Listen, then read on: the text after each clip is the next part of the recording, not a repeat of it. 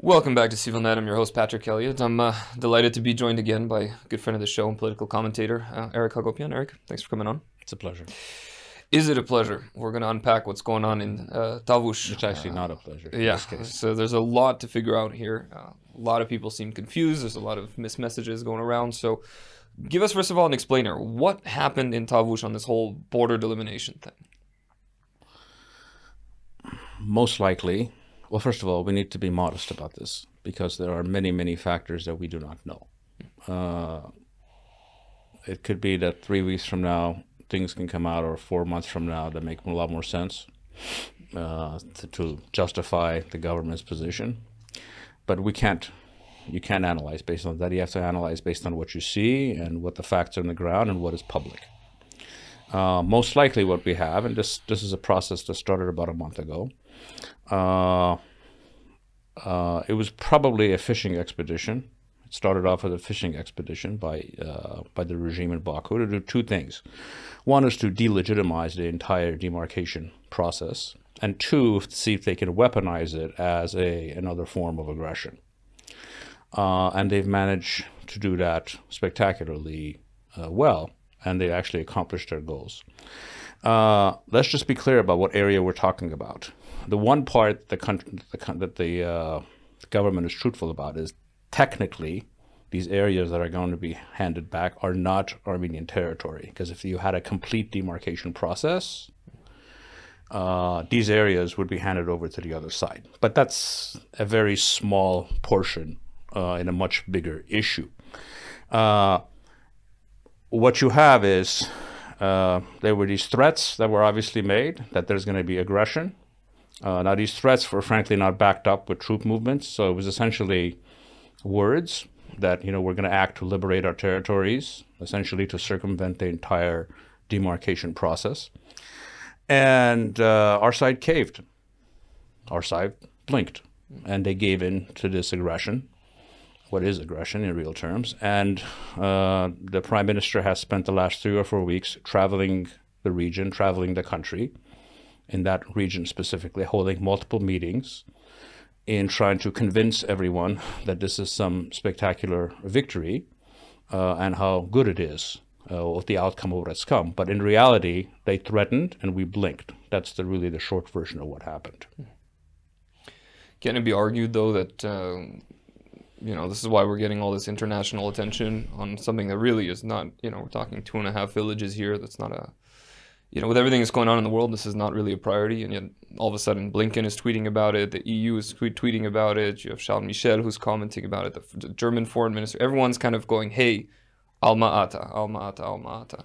Can you unpack this? What's the significance of this? Is it actually a good thing that the Azeris are essentially recognizing it? Or did they actually? What's really going on?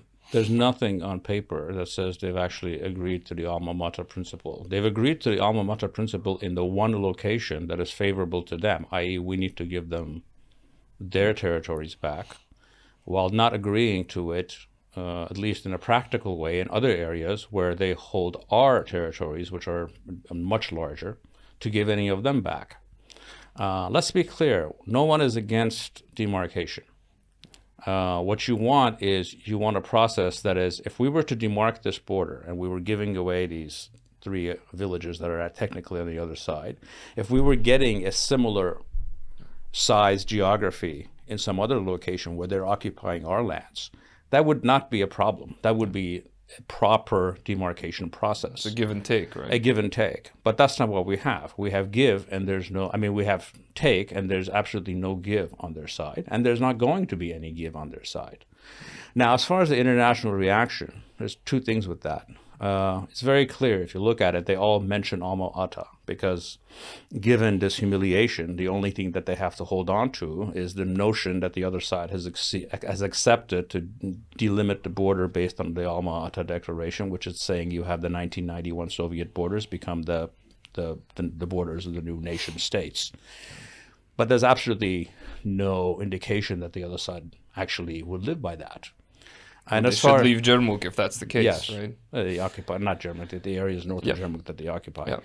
So they're actually trying to make something look good, but frankly, it's not their responsibility They're not the ones who made these concessions. And in this case, I don't blame them. They're trying to put the most positive spin on a really unfavorable situation that this government's decisions have made on their own. So you don't think it's a way to kind of hold Aliyev to account and say, hey, you're getting what you want, but there's a concession here and we're aware of it, we're watching? Yeah, but what does that mean? Let me just ask a question. You know, now with this new border, there's going to be essentially schools in these villages that are going to be in the gun sight of Azeri border guards. Last I checked, Tony Blinken's and Charles Michel's kids don't go to that school. Yeah. So I don't really care what they say. The state argues that there's going to be a pullback by militaries on both sides and border guards are going to come in. But first of all, there's no guarantee that that stays, because we can withdraw and their military can stay and the border guards never show up. And there's nothing you can do about that unless we're willing to start a new war. Or the border guards can come and they can be replaced by military positions immediately afterwards. And we're not dealing with Austria here. In a mafia state, what is the distinction between border guards shooting at you or the troops shooting at you? They might have lower caliber weapons, but as far as terrorizing communities, it doesn't really make any difference. It's really the color in their uniforms at the end of the day. Yeah. What do you think this whole Russian-Azeri plan was in this situation? And do you think this is a victory for them? Of course it's a victory for them. But they didn't get their war. The Russians didn't get their war, but in the meantime, Aliyev, we've gone from a aggression to concession pipeline to a threat to concession pipeline. Yeah. He didn't even have to fire a shot. And in this entirety of this process, he has the legitimacy of the world praising this process as some kind of a legitimate process when it isn't. So it is a disaster of the making of this government, and there's really no other way to put it. Well, so what's coming out of Baku on this situation? What's their reaction? They're doing victory laps, but frankly, they're understating the scale of their triumph, and I'll explain what I mean by that. It's not simply that they got these areas back without firing a shot and having entire international legitimacy. They do this in literally the same 24 hours where the ICC filings happen, in which, you have filings that are essentially criminalizing the regime in Baku. So one, you have that. Two, happens in the same day that it becomes public that Ruben Vardanyan is on a hunger strike and has been on it for 2 weeks. It happens on the week before April 24th, and they're very cognitive of doing things on this week. Last year, the Lachin corridor was technically taken over by them the night of the 23rd, April 23rd. And most importantly, he has entirely delegitimized the demarcation process in the future, because the moment they take these areas back and they violate the terms of it, the process itself dies, which is what he wants. He wants the demarcation process to die for very clear reasons, because without a demarcation process, aggressions can continue, which is the reason that our side wants demarcation. While at the same time, if you actually demark the border, he has to leave 200 square kilometers of Armenian territory that he's occupied. So why would he ever go through this process? This was a perfect case in which the demarcation process gives him what he wants without him giving anything in return. Let's play devil's advocate here. You are the advisor to the Prime Minister. Can it be argued we don't have the military means just yet to stop a war were it to start, or at least win a war were it to begin? So you're now in this position. What would you do, or what would you advise him to do? First of all, you have to know, we know when an aggression is coming because there's days and weeks of buildup, and we know in this case there was none. So these concessions were made without an actual threat, a live, viable threat. Second of all, you cannot govern a country like that. I'm sorry. The Prime Minister went in his initial meetings with Tavush and said, all must be done to avoid war. And we need to give these villages back to avoid war. you should do everything possible to avoid war. That is absolutely the case. But you cannot say you have to do all things to avoid war, because at some point, after you're done giving away everything, then you will have war in far worse terms. Yeah. So you have to draw the line someplace. And this was a perfect opportunity. This comes a week after we have the diplomatic wind in our sails. And it would have been quite problematic for him to start an aggression on this issue, given the kind of support, the fact that everyone knows who's the aggressor and who's not. And we essentially rescued the other side by legitimizing their process of aggression. Yeah, I remember that the last time we had this discussion, we were kind of hoping that this was some deliberate, some diplomatic aikido where we're buying time. But I'm really sad to see that we were mistaken in that, or at least I was, with that hope. But what would you have advised them to do? I'm curious, like what could have been done to get us a better outcome in this situation? What's a tactic that's being ignored by this government? One or two things. First of all, you publicly declare, yes, you'll get those villages back once there's a complete demarcation process. You'll get yours, we'll get ours. And you insist on, if this is going to happen on this location, there's an equal area someplace else, even if it's not an equal area, where you get something in return. So you have something to show for it politically, rather than having something that is just a political loser in which you get absolutely nothing. So there's not even even the basic political math of it doesn't work. So you would broaden it into something. Well, yes, what's yours you should get back. We should get back what's ours. And once we have a border delimitation process and it actually works, you'll get it as in the same way as we get ours. And if not, if we're going to localize it, you localize it to two areas, one that's favorable to them, one that's favorable to us, and you move forward. Otherwise, this is simply aggression by other means.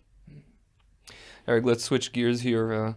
Famous Armenian thinker Antranik Socrates Kocharian recently made some comments about getting the names of and the circumstances under which they were killed, the names of Armenian genocide victims, and codifying it historically, which created a lot of controversy.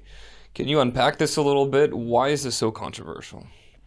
First of all, it's controversial because why is he raising this issue at this point? Especially this week. That's the first thing. Second of all, it's deeply offensive to every Armenian anywhere that has genocide survival stories. Everyone has a great-grandfather who was 4 years old who usually doesn't even remember their actual last name. They'll remember their dad's name or their mom's name. My grandfather was 4 years old, by the way. No, my actual grandfather was 4 years old. Yeah. So this is deeply offensive. And how it's offensive is it leads to the third point, is because despite the fact that numbers actually don't matter in the context of genocide. Yeah, it's a legal term. It's a legal term. It could be, if you do all the count and it's 1.4 million people murdered or 1.6 million people killed, it doesn't change anything. Yeah. It could be 10,000 people. Yeah. This feeds directly into what is the standard denialist line that these numbers are not accurate and the Armenians are lying, and that there's some question about who was killed and how they were killed. And fourth of all is the practicalities of how you actually collect these stories at this point, 100 years, 109 years after the fact. And this is, if this was historians or scholars bringing this issue up, it's totally fine. Because there's 1,000 ways to look at it, and there's actually, if you look at events, similar events that happened after the genocide and the Holocaust, people try to personalize things as much as they can. You can actually go track this person, this is what happened to them in this village, and this is what happened to this village. But this is not the work of second-rate politicians. And what is offensive is that he has not been corrected by the highest levels of this government. In fact, other people have actually said they agree with him, rather than putting him down to size and, denouncing what he said.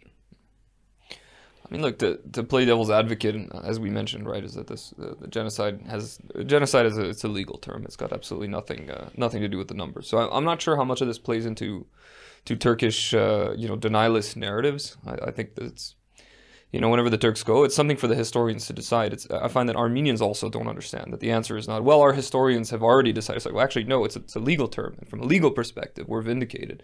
What's more offensive to me is that right now, this is the guy who's in charge of the 44-Day War Commission. So right now, in this country, alive today, there are parents who are waiting for news of what happened to their son. It's baffling to me why this would enter his brain. And this is the commission that has been meeting for almost 4 years. In other countries, you get a report like this in 6 months, while this commission that he leads in this time period, dogs have been born and died, and he still hasn't completed the work. And yes, it's complicated, but almost every other country in the world comes up with these reports on what happened in the war in a matter of far less than a year. Yeah. Let's switch gears on this topic. I don't know how far we need to go on this guy, but let's talk a little bit about the ICC filings. What happened? Why is this significant? And what kind of predictions or analyses can you give on this? Well, it's exceptionally significant. It's historic because when the first Armenian genocide happened, the legal tools were not there to punish the perpetrators. Now, when we're dealing with the second Armenian genocide and actually war crimes that were committed on Armenian soil in 2022, there's actually legal mechanisms that you can bring, and in this case, they were actually brought against the president of Azerbaijan, the defense minister, and other people that were involved in the ethnic cleansing and the genocide.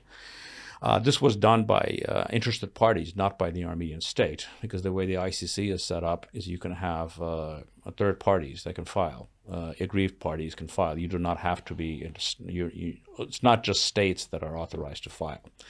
However, what this is going to bring up is a very, very hot, a political hot potato, which is at some point this government needs to decide if it's going to file on its own, charging the other side with genocide. And this is going to be a huge political issue for the next 5 or 6 months, because the prime minister himself said that he's willing to essentially not file or drop these cases if there's an agreed upon peace agreement, which is an abomination. It's really a crime against history in so many ways to do anything like that. Crime against decency. Yes, I mean, they can not be in that for not filing these cases as a state, and not only just filing as a state, but actually actively trying to get other people, other states to support you, is totally and completely unacceptable under any circumstances. This cannot be traded away for anything. You're talking about a monumental crime that was committed against our people living in a place that they've lived for 2 millennia, and to use that as some political bargaining chip is frankly disgraceful. And it's not like there's no historical precedent. I mean, Serbia and Bosnia and Croatia are actively in talks. They do have relations, tense, yes, but they have relations with each other. They're at peace. They're not shooting at each other. And it doesn't change that Slobodan Milosevic and Radovan Karadzic and a lot of these awful people. And by the way, there's a significant amount of, and this is often overlooked, but a significant amount of Croats and Bosnian wartime leaders who are also dragged on trial, and most of them just died in prison, right? So this idea that the two are mutually exclusive is kind of baffling to me. What do you, again, is this just a failure to understand basic political maneuvering, or is there something else that we're missing here? I think it's the same thing that led to the border demarcation. It's just fear. This is a government that deals with Azerbaijan on one basis, and that is the fear of war and aggression. Now, despite the fact that the ICC and the ICC filings against Azerbaijan will actually have a deterrent effect. Because if you have aggressions post-filing, it just makes the case far, far stronger. And it makes the regime far more vulnerable to being indicted or having to keep people indicted. So it's essentially fear and a wrong approach that is both practically wrong, politically wrong, and also on a moral level monstrous. I mean, again, just to play devil's advocate, because I'm always just trying to understand. Maybe I'm too optimistic. I don't want to believe that it's that stupid. But why this whole great political fanfare of joining the ICC in the first place, the Rome Statute? Why risking, the smackdown from Russia that invariably followed suit? Why do all that for the PM to just comment and go, yeah, no, we might actually just drop everything if we have this? Like, The entire point was to set up a backup protection mechanism for our people. No, because circumstances change. I think they are. Okay, let's not forget, in 2021, the Prime Minister ran in his last election, and his position on Artsakh that he was going to go for remedial secession. Yeah. Okay, so where are we with that? So obviously things have moved on, and he is far more gun-shy and clearly intimidated by anything that's related to the other side, to our long-term detriment in this case. One last bit of devil's advocacy, because it's obviously we're playing the game of what if, but can it be argued that things were moving in that direction of campaigning for remedial secession, and that's why the Azeris jumped the gun, initiated the siege, and ethnically cleansed Artsakh before, and just go, oh, it's done now, it's a fait accompli? No, it was because he never took any steps in that direction post 21, and that fait accompli was triggered by the Ukraine war. That changed the circumstances on the ground. If there was no Ukraine war, the circumstances would be dealing with the same circumstances today as we were right after the war. In November 2020, yeah. I could see why that is. Final topic. Let's talk about Ruben Vardanyan, his hunger strike, his as far as we know that he's currently under isolation and he's not eating. He was allowed to speak to his family recently for the first time in 3 weeks due to international pressure. What do we know? As far as I knew, the International Red Cross is visiting these guys actively. Even our remaining POWs, they can call their families. This was news to me that he wasn't allowed to, or he was in isolation. What's going on? Apparently, after he started a hunger strike, which started 2 weeks ago, he lost all of his privileges. So they're punishing him. They're punishing him, and he was not allowed to make phone calls. And apparently, over the last 48 hours, he was able to make one phone call. This is a very distressing situation because I think his life is under threat. Hunger strikes don't take that long.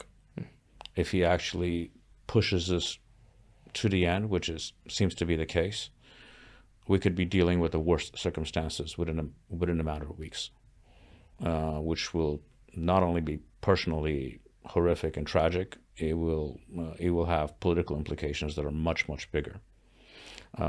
Let's understand clearly what Ruben Vardanyan means to a state like Baku. So this would be the equivalent of Hitler having one of the Rothschilds in prison in 1944. Here is one of the most famous Armenians in the world in a state in which there's vicious hatred of anything Armenian. And I think the issue with him is quite personal, and you're dealing with a criminal regime. And a couple of months ago, there was another Azeri dissident that actually died after his hunger strike. So, sorry, Eric, I don't want to change that topic. It's really good you brought that up. Aliyev is scheduled to fly to meet with Olaf Schultz. Mm-hmm. So a dissident in his country literally starved to death, and he's going to shake hands with the second most powerful person in the European Union, who are making all this fanfare about Russia and how they don't deal with dictators the same. So it's important to bring that up, that this is staggering double standards. Yes, it's so obvious now that we don't even notice it. Yeah.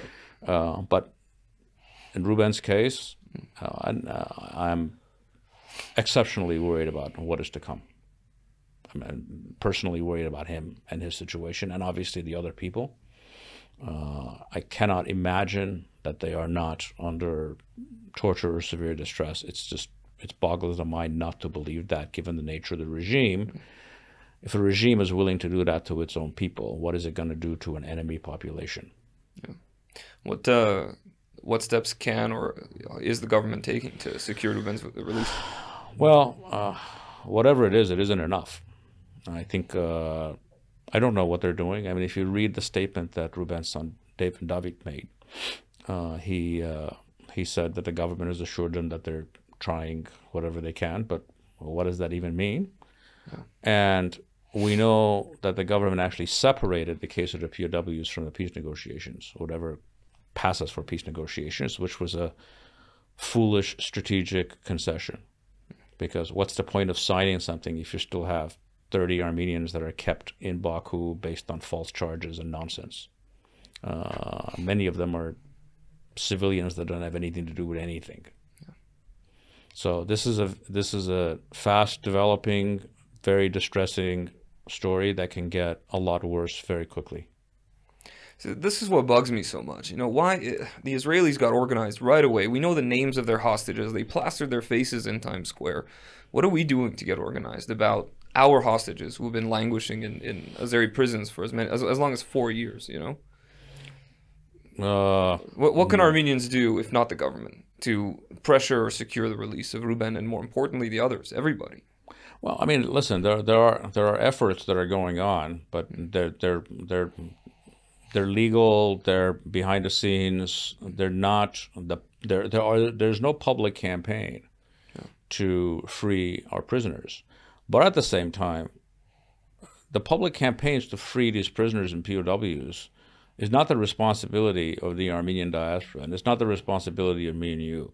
There is an Armenian state, and our citizens are being held unnecessarily on false charges in another country.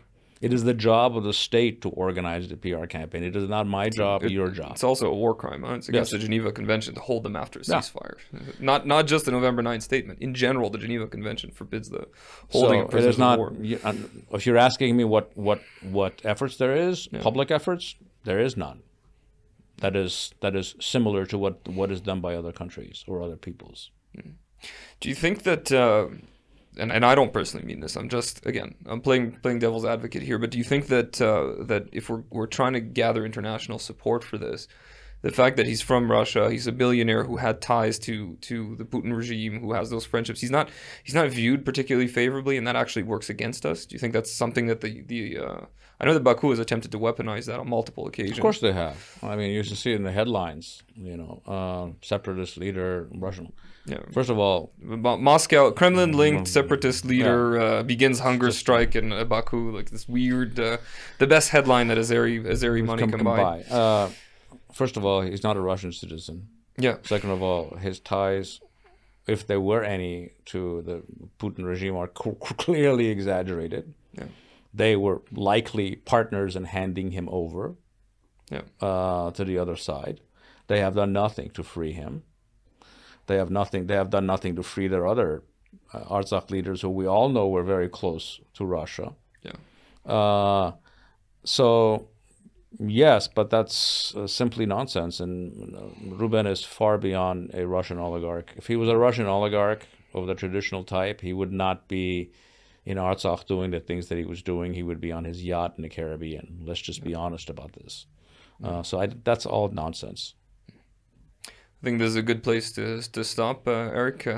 Thanks so much for hopping on. I wish we can end on a more positive note, but unfortunately, this is where we're at here on the week of April 24th. Yes. Thank you. Thanks again for watching. This has been Pat from Civilnet, and we'll catch you guys very soon.